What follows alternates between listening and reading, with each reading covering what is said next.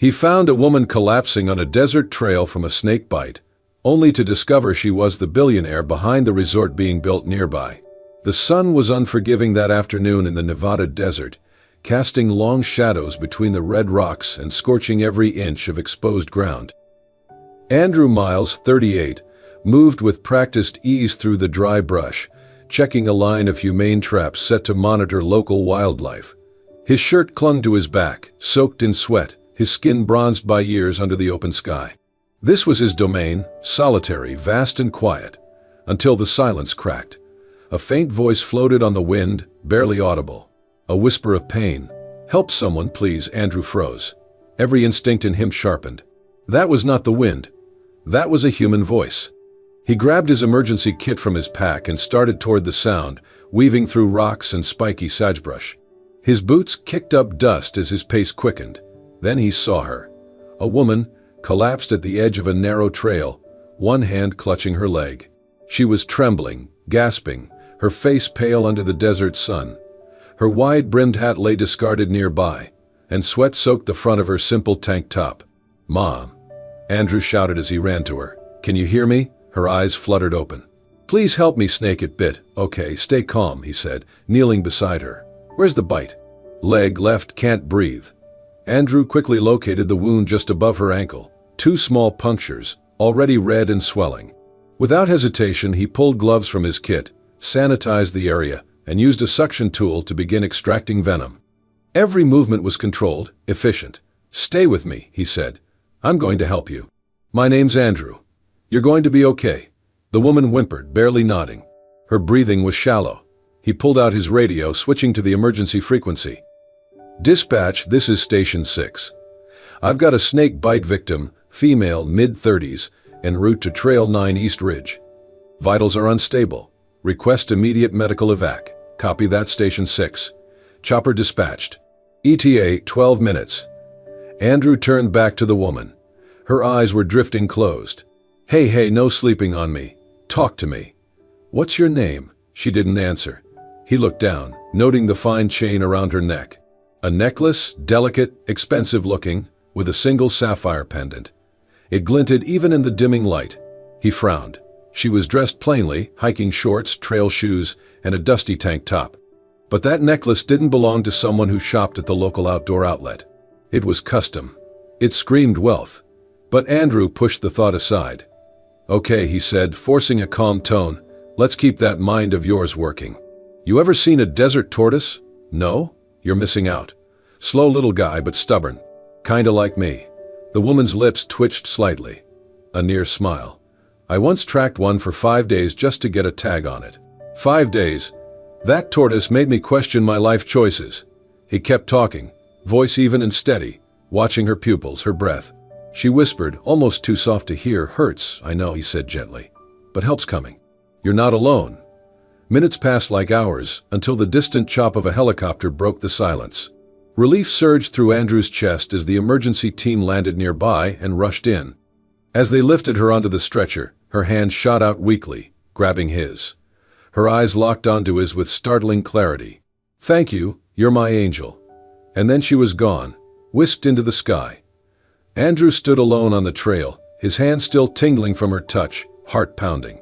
He watched the helicopter fade into the blue, questions swirling. Who was she? What was she doing alone out here? And why did he care so much about a stranger? He picked up her hat and slipped it into his pack without thinking. Later that night, back at his ranger station, Andrew sat by the radio, the hum of silence wrapping around him once more. But something inside him had shifted. He could not stop thinking about her eyes, her voice, that necklace. He knew the desert better than anyone. But in one afternoon, a stranger had made him feel completely lost, and he was not sure he wanted to find his way back just yet. The desert was stirring with more than wind. For days after the rescue, Andrew could not shake the image of the woman on the trail, her breath faltering, her hand clutching his, the weight of her whisper, "You're my angel." He had saved dozens of hikers over the years, but something about her stayed with him. Her voice, her necklace, her name. He had returned to the hospital in Reno 3 days later, just to check, just to be sure, but she was gone. The nurse at the front desk gave him a puzzled look. She left yesterday, checked herself out early, Said she had meetings to attend. She didn't leave a number, Andrew asked. The nurse handed him a small, cream-colored card. Heavy stock, minimal design. Evelyn Harper. There was no title. No phone number.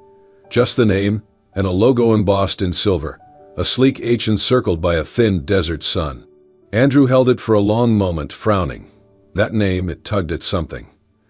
Back at the ranger station, he booted up the old desktop computer and typed Evelyn Harper into the search bar. It took only seconds. Evelyn Harper, president and CEO of Harper Group International. Billionaire, real estate mogul, environmental philanthropist, at least on paper. Currently overseeing the controversial Oasis Ridge Resort, a sprawling luxury development planned for the eastern edge of the Nevada desert, just miles from protected wildlife corridors. Andrew leaned back, stunned. The woman he had pulled from the dirt, who whispered for help and cried in pain, was not a tourist or a lost hiker. She was the force behind the very project threatening to carve up the land he spent his life protecting. He clicked through news articles and press photos. In every image, Evelyn stood poised, polished, her jaw set like she was always bracing for battle. She looked powerful, intimidating, untouchable. Not at all like the woman he met on the trail, trembling and gasping, holding on to life and onto him. He remembered her murmuring between ragged breaths, "I just want to be free." It haunted him. What did a billionaire need to be free from? Andrew stared out the window of his office at the desert stretching beyond. It did not make sense. Either she was hiding something, or there was more to her than the world saw. And yet, the facts were right there. Evelyn Harper, the face behind Oasis Ridge. The name causing panic in every wildlife conservation circle from Nevada to Arizona. Andrew felt the old rage simmer in his chest. That resort would devastate everything, disrupting migration paths, poisoning groundwater, pushing species closer to extinction. He had written letters, attended town halls, protested with signs and petitions. Now he had touched the pulse of the very person responsible, and she had seemed so human, so vulnerable. Could it have all been an act? He felt torn in two, between the memory of her hand in his and the headlines that painted her as another careless tycoon. Andrew ran a hand through his hair, then turned back to the computer. He opened his email. Typed a short message to the contact listed on the Harper Group website. Subject: meeting request, personal follow-up from Nevada Wildlife Ranger. Message: Dear Ems. Harper, we met briefly during a medical emergency in the Nevada desert. I was the wildlife ranger who assisted you. I'd like to speak with you about the Oasis Ridge project and its environmental impact. If possible, I'd appreciate the opportunity to meet you in person. Respectfully, Andrew Miles, Nevada Wildlife Station 6. He hesitated only a second before hitting send. He expected silence, or a polite rejection, maybe a generic corporate reply. But less than 2 hours later, his inbox pinged. From Evelyn Harper, Executive Assistant. Subject: RE meeting request. Dear Mr. Miles, thank you for reaching out. Miss Harper is scheduled to attend a community roundtable this Friday evening in Carson Springs regarding Oasis Ridge. She invites you to join as her guest. We'll have a reserved seat for you. Warm regards, Claralyn. Office of Evelyn Harper. Andrew stared at the screen. So she was not hiding then. She was stepping into the fire. He shut the laptop, stood up slowly, and glanced out at the endless stretch of sun-baked earth. The desert had given him a stranger to save. Now it was giving him a chance to demand the truth, and he planned to take it. The community center buzzed with cautious energy. Folding chairs were filled, coffee urns bubbled in the back, and the walls were lined with maps, renderings, and charts of the Oasis Ridge Resort. Most attendees were local residents, farmers, environmentalists, faces drawn with suspicion and fatigue. Andrew stood near the back, arms crossed. He had dressed plainly: jeans, boots, ranger badge still clipped to his belt. No one paid him much attention until she walked in. Evelyn Harper entered with quiet confidence. Her long coat was charcoal gray, tailored perfectly to her frame, her heels soft against the linoleum floor. Her hair was neatly pinned, her makeup understated but flawless. A far cry from the dirt-streaked, half-conscious woman he had cradled in the sand. Yet her eyes, those stayed the same. She took the podium with practiced poise. Her voice was steady, clear. I want to begin by thanking this community for its patience and for showing up tonight. And I'd also like to personally thank someone very important, Mr. Andrew Miles. Without his quick action last week, I might not be standing here today. All eyes turned to Andrew. He shifted uncomfortably as she nodded toward him with genuine gratitude. A few people clapped. Andrew gave a curt nod but said nothing. After the meeting, as the crowd thinned, Evelyn approached him. "Glad you came," she said, offering a small smile. "You clean up well," he replied, his voice more guarded than he intended. She laughed softly. "You look exactly as I remember." They ended up at a quiet cafe nearby, tucked into a booth where Evelyn removed her gloves and set aside her phone. "I needed a break," she said, wrapping her hands around a steaming mug. "That day in the desert, I wasn't there on business. I was running. Just for a few hours. No calls, no meetings, just silence. And then, well, you know the rest." Andrew studied her. "You always run through rattlesnake country." "I didn't think I'd go that far. I just kept walking." He nodded. "I get that." There was a pause. "I meant what I said," Evelyn continued. "I know Oasis Ridge scares people. But I want it to be different, sustainable, low impact, good for the community. I've hired consultants, environmental planners. We're working with conservationists." Andrew's brow furrowed. "Then why here? Why build so close to protected land?" "Because people want to experience nature," she said. "And if we don't guide how that happens, someone else will. Someone who cares less." Andrew didn't answer right away. Something about her words felt sincere but rehearsed, polished. He glanced down as she reached into her bag to pull out her wallet. A stack of documents shifted in her open purse. One page caught his eye. It was stamped confidential. Oasis Ridge Phase 2 Proposal Water Extraction Analysis. A line highlighted in yellow read, "Proposed well depth may impact nearby aquifers feeding into protected habitat zones." Andrew's stomach dropped. He looked up at Evelyn, fury tightening his voice. "You told them this would be sustainable." Her smile faded. "What?" He reached into her bag and pulled the document out. "This says your wells could poison the underground water that feeds the entire corridor." Her face went pale. "Andrew, that's you lied," he said, standing. "To me, to everyone in that room." She rose too, voice tense. "That's an old proposal. We scrapped it months ago. Then why is it in your bag?" "Because I keep copies of everything. I was reviewing it with legal this morning. I promise you it's not the final plan." Andrew stepped back. "No, I've seen this before. Fancy words, pretty promises, then drills in the dirt." "I'm not your enemy," she said quietly. "Then stop acting like one." She reached out. "Andrew, wait," but he was already heading for the door. "I don't want your thanks. And I sure as hell don't want your job." He left without looking back. That night, as he sat in the ranger station, the desert wind howling outside, his phone buzzed. "Evelyn Harper, please read this. The document you found is outdated. I can prove it. I want you to see what we're actually building." Then another. "You saved my life. I would never repay that by lying to you. Please let me explain." Andrew stared at the screen. He wanted to ignore it, but her voice, tired, frightened, human, lingered in his mind. And deep down he wondered, what if she was telling the truth? The desert had always been Andrew's escape, a place of quiet, where the silence was so complete it could drown even the loudest thoughts. But lately, not even the wind brushing through the Joshua trees could quiet his mind. Back on patrol, he moved through the familiar terrain, checking animal traps, logging sightings, monitoring water sources, but his steps felt heavier. His thoughts lingered not on the footprints of coyotes or the return of the jackrabbit population, but on her. Evelyn Harper. He had tried to forget her, tried to put the confrontation behind him. But her voice, soft, clear, and shaking that night in the cafe, still echoed inside him. So did the way she had looked when she reached out and he pulled away. He wanted to believe he had done the right thing, walking out, that she had earned it. But the truth was, he missed her. And more than that, he was not sure anymore if he had been fair. One afternoon, while replacing a broken motion sensor near a watering hole, his old friend Tom pulled up in a dusty pickup. Tom was a field biologist who had worked in the region for over a decade, with a reputation for hating developers more than snakes. "Did you hear about the funding that came through for the canyon restoration project?" Tom asked, climbing down with a thermos of coffee. "Yeah," Andrew replied, surprised anyone's backing it. "That thing's been stalled for years." Tom chuckled. "You'll like this. Guess who put up most of the money?" Andrew raised an eyebrow. "Harper Group. Anonymous donation, but someone leaked it. Turns out Evelyn Harper's been quietly funding more than a few conservation programs. Reforestation, aquifer studies, even habitat corridors in Arizona." Andrew stared at him. "You're kidding." "Nope. She's not the devil everyone thinks. Might be the first developer I've seen who actually gives a damn. Andrew said nothing, but inside, something shifted.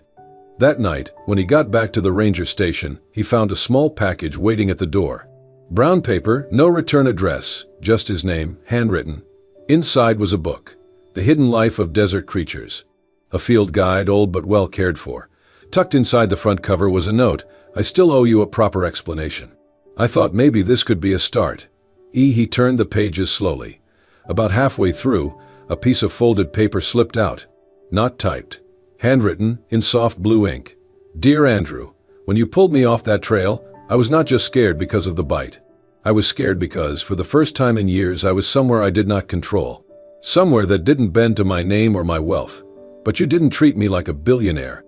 You treated me like a person. Maybe the only person who has done that in a long time. I grew up far from boardrooms and resorts. I grew up in foster homes in borrowed clothes, watching my mother work night shifts. She barely survived. My dream was never to build empires, it was to build a place where people could feel safe. Feel still. Feel wonder. Like I did, in the desert that first summer I spent with a foster family who actually let me roam. I never forgot it.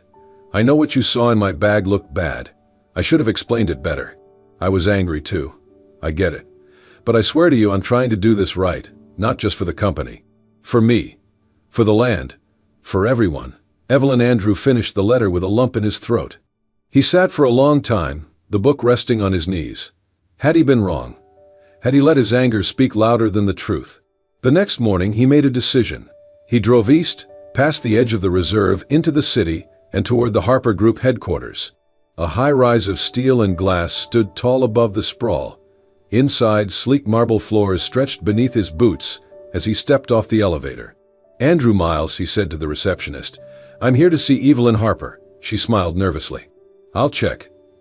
"Please wait a moment." As Andrew stood by the large windows overlooking the city, he could hear raised voices down the hall. Not Evelyn's, but others. "It's already behind schedule. We cannot afford another delay. Sustainable features are cutting into the budget. Either we move or we lose our investors." He turned toward the hallway just as a door opened. Evelyn stood in the doorway, her jaw tight, her face pale. She looked exhausted, but when she saw him, something in her eyes changed. Surprise, relief, maybe even hope. But Andrew could see it clearly now. She was under fire. Surrounded by pressure. Cornered by people who saw nature as nothing more than a spreadsheet. And yet, she had still sent him a book. Still written him a letter. Still wanted to make things right. He took a step forward. "I think it's time we talked," he said. And for the first time, Evelyn let her shoulders fall. "Yeah," she said softly. "I think so too." In the weeks that followed, the tone around Oasis Ridge shifted. Tension remained, but there was something else growing too, possibility. Evelyn and Andrew began working together, cautiously at first, like two people still healing from a fracture neither of them could quite name. But they shared a goal now, reimagine the resort not as a threat to the desert, but as a part of it. A harmony instead of a conquest. They redrew plans with the architects, replacing pavement with raised paths to protect animal crossings. Evelyn insisted on solar panels and natural water recycling systems. Andrew brought in local conservationists and biologists to consult. Most importantly, they listened. Town halls were no longer battlegrounds. Evelyn stood before the community, no longer guarded, no longer perfect. She answered every question, admitted past mistakes, and laid out a vision not built on profit but respect. And Andrew stood beside her, backing her up not just with facts but with quiet, steady trust. And as they worked, something else began to bloom, something quieter, deeper. After meetings, they lingered. Over lunch, they talked, not about permits or zoning, but about life. One afternoon, they hiked deep into the canyons to survey potential impact zones. Evelyn wore boots too new and carried more water than necessary, but she kept pace. Andrew pointed out burrows, ancient petroglyphs, and the nesting site of a hawk she would have walked right past. "You know everything about this place," she said, awed. "I've tried to," he replied. "I want to protect it. Not just for now, for whoever comes next."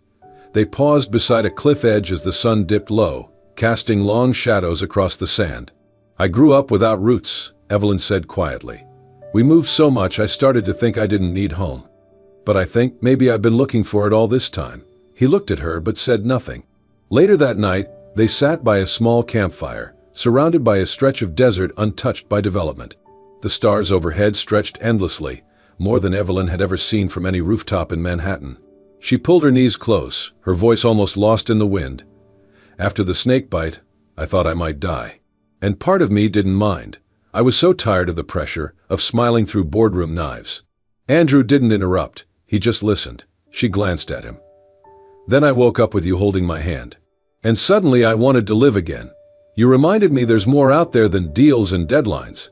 Their eyes met, longer this time, warmer. She leaned slightly forward. So did he. Then, at the last second, Andrew hesitated. He whispered, drawing back. I don't want to mess this up. Evelyn smiled, a little sad. You're not. But she didn't lean in again. The next day, Evelyn stood in front of the town for the final community presentation. She unveiled the redesigned Oasis Ridge Plan, complete with conservation corridors, wildlife impact assessments, and a significant investment into local environmental education. When she finished, the room applauded. People lined up to shake her hand. For the first time, Evelyn Harper was welcomed not as a mogul, but as someone who had truly listened.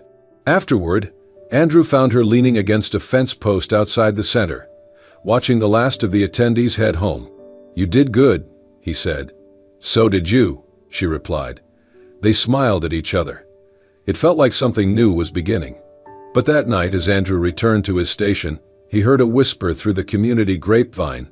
An investor rep from the Harper Group had mentioned Evelyn might be wrapping up her involvement once the final permits cleared.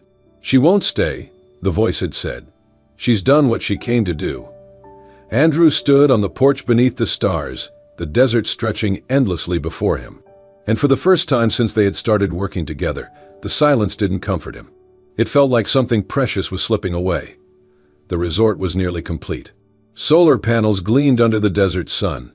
Pathways curved gently through untouched brush, raised to allow wildlife to pass underneath. Observation decks had been built around nesting grounds rather than over them. It looked like a promise kept. And then the rumors came. A whisper carried from one worker to another. A corporate acquisition. A buyout. A bigger player entering the game. A multinational resort chain, famous for turning eco-retreats into luxury playgrounds, was allegedly in talks to purchase Oasis Ridge. Andrew heard it at the ranger station from a contractor who had just left the site. They say Harper's selling the whole thing, he said. It's almost a done deal. Once it's signed, the new owners can do what they want. Most of the environmental agreements aren't binding. Andrew went cold. He drove to the site without thinking, tires spitting dust, heart pounding. When he arrived, he found Evelyn near the main entrance, talking with the lead architect. She turned at the sound of his boots crunching across gravel. Andrew, she started. Is it true? He cut in, voice sharp. Are you selling this place? Evelyn blinked, startled. It's complicated. He stepped closer, face flushed with heat that had nothing to do with the sun. Complicated? You promised the community. You stood next to me and said this was different. I meant it, she said firmly. But the board, he shook his head. No more excuses. No more investors or legal teams or pressure from the top. Either you're protecting this place or you're cashing out.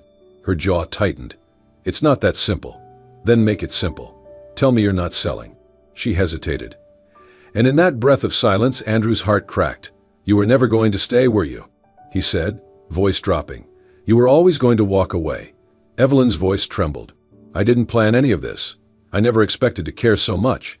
But the truth is, the board is bleeding money, and the only way to stop them from gutting the conservation efforts entirely is to bring in outside funding. I'm trying to negotiate conditions, trying to keep the protections in place. You're trying, he said bitterly. But you're not fighting. I am fighting, she snapped. Every day behind the scenes, while everyone thinks I'm just sipping champagne and signing checks. I've given everything to this. You had my trust, Andrew said, backing away. And you broke it. Again. Her eyes filled, but she did not speak. I won't be part of this, he said quietly. I won't watch you sell out everything we built. He turned and walked away. Andrew, please, but he kept going. That night, a ranger returning from the site handed Andrew a small envelope. She asked me to give this to you. He opened it with trembling hands. Inside was a single handwritten page. Andrew, I do not know how to explain the storm I live in every day. The deals, the numbers, the people who only see land as profit. I have fought for every tree, every drop of water on this project. But the truth is, I'm running out of leverage. When you found me in the desert, I thought I might die, and a part of me didn't mind. But then you came along, calm, grounded, real.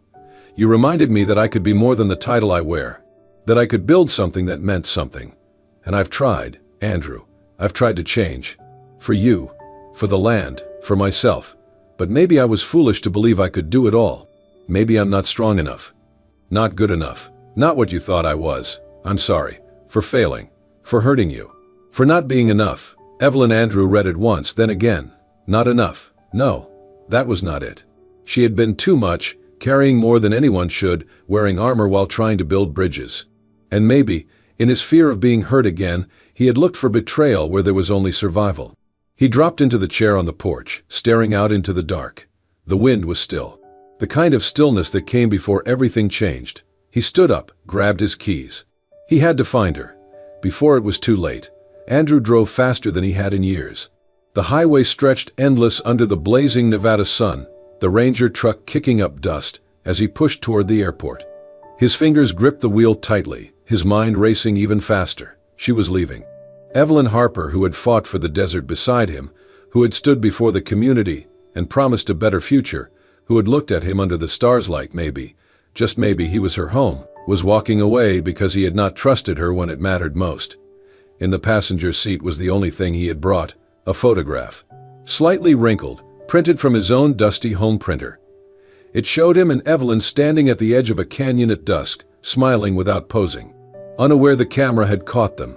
It had been taken by a student volunteer during one of their early exploration trips. And somehow, that moment felt like the purest version of them, before doubts, before pressure, before fear had broken everything apart. At the airport, he barely found a parking spot before sprinting through the sliding glass doors, breath short, heart pounding. He scanned the departure screens. She had to be here. She had to still be here. And then there, near gate 6, her coat, her hair pulled back, her suitcase by her feet. She looked tired, but calm, too calm. "Evelyn," he called out. She turned, startled. He walked straight to her, slowing only when he reached her. "Don't go." She blinked, the shock in her face giving way to something unreadable. "I thought," she began. "I was wrong," Andrew cut in. "I was scared, and I let that speak louder than what I knew about you." He swallowed hard. "You didn't owe me anything. You didn't have to explain, or fight the way you did. But you did, and I threw that away. I thought I was protecting the desert. I didn't realize I was tearing down the one person trying hardest to save it." Evelyn stared at him, silent. He reached into his coat pocket and pulled out the photo. "This is where we started," he said, holding it out. "Two people who didn't expect to find anything, and found each other anyway." Her hand trembled as she took the photo, eyes misting. "I'm not here for the resort," he said. "I'm here for you. If you're leaving because you think you're not enough, because you think you failed me, don't." He took a step closer. "You're more than enough. You're the reason I started believing again." She looked at him, lips parting, eyes brimming with tears. "I wasn't going to run," she whispered. "I was flying to San Francisco to terminate the deal. I fought the board. I bought us time. I just didn't want to stay in town while people looked at me like I'd failed." Andrew reached for her hands. "You didn't fail. You stayed. You fought. And now I want to fight with you." Her tears fell then. Quiet, grateful. "I was so sure you hated me," she said. "I hated what I thought you were. But I forgot who you really are." They stood there, surrounded by people and movement. And yet it felt like everything else had gone still. Evelyn laughed softly through her tears. "You know we're being stared at, right?" "Let them stare," Andrew said, pulling her into his arms. She didn't resist. In the middle of the terminal, with flight announcements echoing above, they held each other like it was the only thing keeping either of them upright. "I want to stay," she said into his chest. "In the town, in the desert, with you." He pulled back just enough to look into her eyes. "Then stay." She nodded, the photo still clutched in one hand. "I will." Weeks later, the Oasis Ridge Resort opened quietly, without fanfare. No red carpets. No champagne fountains. But it was ready, and it was right. Raised boardwalks wound through preserved terrain. Guest rooms ran on solar energy. A portion of every booking funded local conservation projects. And at the heart of it all stood a small educational center built in partnership with the wildlife station. The media called it revolutionary. Andrew called it healing. Evelyn, now a resident of the town, stepped back from the Harper Group board and focused on sustainable development and preservation. She and Andrew co-led new initiatives, habitat restoration, youth education, even a new scholarship for environmental science majors. People started calling them the heart of the desert. They just smiled and got back to work. At night, they walked the trails they once walked as strangers, sometimes hand in hand, sometimes in comfortable silence, but always together. And somewhere in their modest home, above the fireplace, hung a photo of a man and a woman standing under a sunset sky. At the beginning of everything, the desert was alive with color. A year had passed since the resort opened, and now, under a brilliant blue sky, laughter echoed through the canyons and across the sun-warmed sand.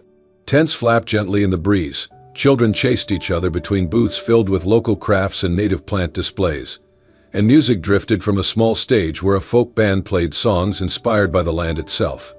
It was the first Desert Harmony Festival, and the whole town had come out to celebrate not just a resort, but a revival. A new chapter. A promise kept. At the heart of it all stood Andrew and Evelyn, side by side beneath a canopy of hand-woven fabric dyed in desert tones. People greeted them with hugs, handshakes, and heartfelt words. Thank you for believing in this place. You gave us back our home. You showed us what real change looks like. They smiled, humbled by the love around them. Later in the afternoon, Andrew leaned into Evelyn and whispered, "Let's sneak away for a bit." They slipped away from the crowd and hiked up a familiar path, the same trail where fate had collided with fear and turned it into something beautiful. The path had been reinforced since then, with markers for wildlife sightings and benches made of reclaimed wood. As they walked, Evelyn reached for his hand. "You know," she said, "I still remember how scared I was that day. Everything hurt. I thought I was going to die out here." Andrew squeezed her hand. "And I thought I was just finding another lost hiker. Turns out I was finding my entire life." They stopped at the very spot she had collapsed from the snake bite, now marked by a small stone cairn with a plaque that read, "The beginning of something bigger." Evelyn laughed. "We should put up a warning, beware of fate and fangs." Andrew grinned, then reached into his pocket. "I've been carrying this for a while," he said, pulling out a small velvet pouch. Evelyn's breath caught as he opened it to reveal a ring, simple, elegant, and set with a smooth piece of desert jasper. Earth-colored, sun-warmed, and shaped by time. "I didn't want anything fancy," he said. "Just something made from the place that brought us together." He dropped to one knee, the desert wind lifting his words. "Evelyn Harper, you've changed this town, this land, and me. Will you marry me, not just here, but in every trail, storm, and sunrise that's ahead?" Tears filled her eyes as she laughed and nodded, barely able to speak. "Yes, 1,000 times yes." He slipped the ring onto her finger, and they held each other there, under the same sky that had once nearly taken her from him, and instead had given them everything. That evening, as the sun dipped behind the distant mesas and the sky turned to lavender and gold, Andrew and Evelyn stood atop a nearby hill.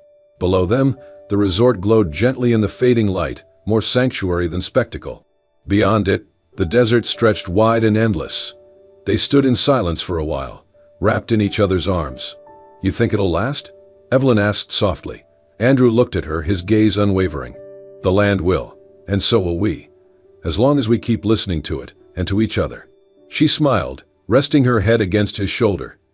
Together, they watched the lights flicker on in the town, the soft pulse of a future shaped not by wealth or power, but by trust, forgiveness, and a love resilient enough to weather any storm. Because they had learned something simple and true, happiness, real happiness, is not in what you build, but in who you build it with. And in the hearts that never stop trying to protect what matters most. In the heart of the desert, two strangers crossed paths, one seeking escape, the other seeking purpose. What they found instead was a love strong enough to restore not only a fragile ecosystem, but their own hearts. Andrew and Evelyn's journey is a reminder that true love is not about grand gestures or perfect timing. It is about trust, forgiveness, and the courage to stay when it would be easier to walk away. If this story touched your heart, made you believe in second chances, or reminded you of the power of love and purpose, please give this video a like. And don't forget to subscribe to Soul-Stirring Stories for more emotional, inspiring tales that warm the soul. New stories every week. Stories that heal, uplift, and remind us that even in the harshest places, something beautiful can grow. Thank you for watching. And remember, love, like the desert, endures.